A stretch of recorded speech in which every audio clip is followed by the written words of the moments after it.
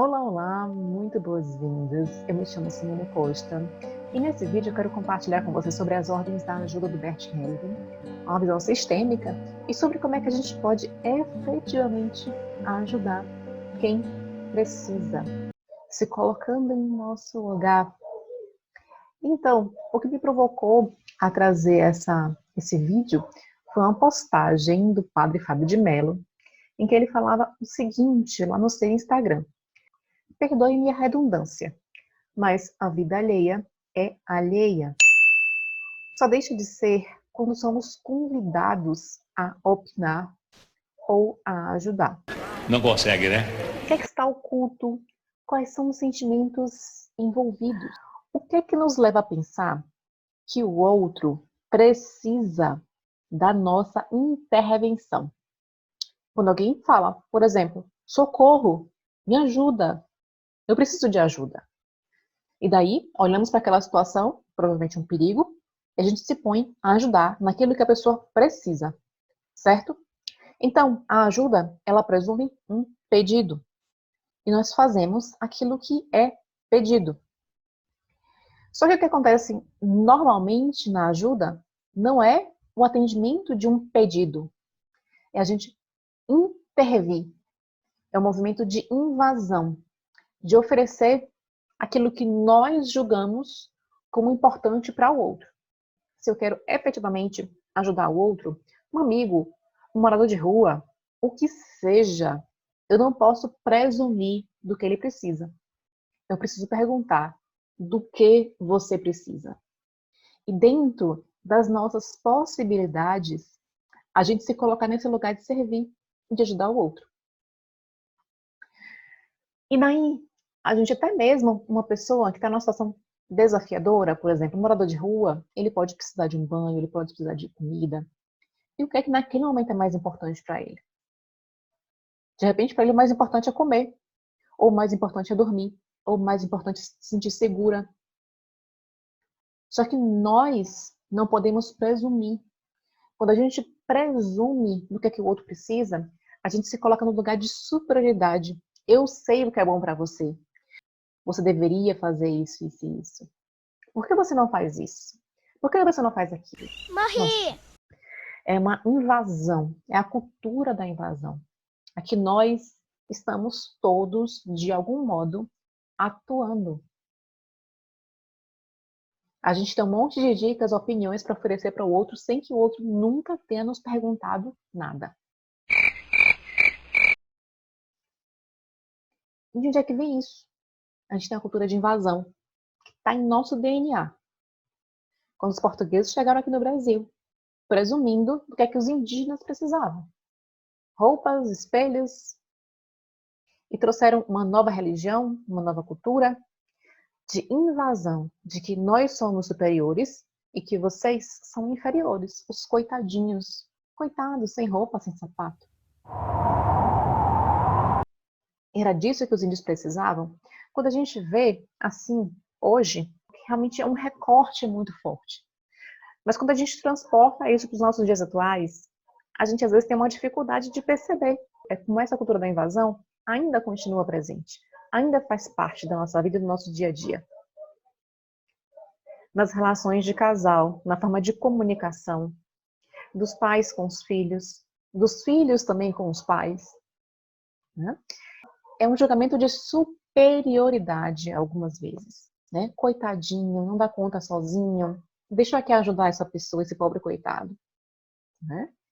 Então, mais uma vez, querer ser grande, se achar o grande, se perceber como grande e o outro como pequeno. Também vem uma necessidade de ser amada, de ser aceita, de ser reconhecida. Né? Elas oferecem uma ajuda para receber do outro lado amor, para receber um lugar de ser vista, de pertencer. E às vezes a gente faz esses joguinhos para pertencer a um determinado grupo, a uma comunidade, para se colocar no movimento da ajuda, e olha como eu sou uma pessoa boa, olha como eu mereço pertencer a esse grupo, olha como eu sou de confiança, confia em mim, eu sou uma pessoa boa. Né? Também tem algo que acontece muito somente dos pais com os filhos, de acreditar que é responsável pelo destino e que pode mudar o outro. Isso é de uma arrogância gigantesca, né? Isso acontece também nas relações horizontais, nos relacionamentos amorosos, né? Quando dentro de um casal, um quer dizer para o outro como é que deve se vestir, o que deve comer, como é que deve fazer, até como é que deve mastigar, como é que deve falar, como é que deve andar. Como se existisse um jeito melhor e um jeito pior de ser e viver.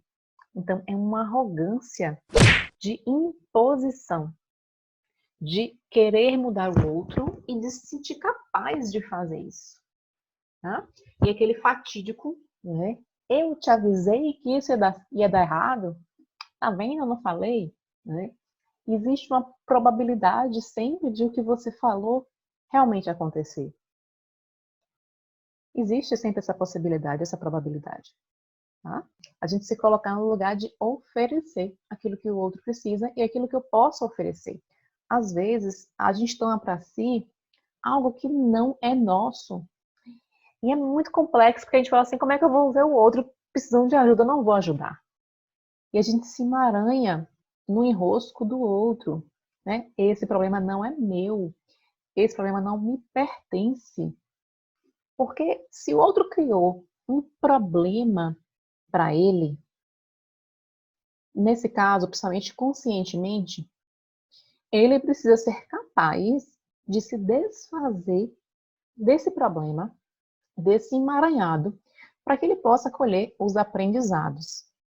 Então, observa que é muito comum, quando alguém se intromete, né, se mete nesse problema do outro, o outro não cresce, porque sempre tem uma intervenção, sempre tem alguém ali para salvar.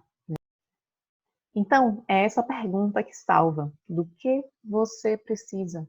A gente não presumir, não julgar, não achar, não adivinhar, perguntar, certo? E independente do que seja a resposta do outro, a gente aceitar. Às vezes a pessoa fala assim, eu não quero nada, eu não quero ajuda, eu quero ficar aqui no meu canto, eu quero viver a minha dor. E isso precisa ser respeitado. Aí você fala, eu tô aqui quando você precisar. Para a gente ocupar o nosso lugar, para a gente realmente ir com uma vida ficar leve, quando a gente se oculta de todo mundo, dos amigos, da família inteira, fica pesado porque a gente sai do nosso lugar.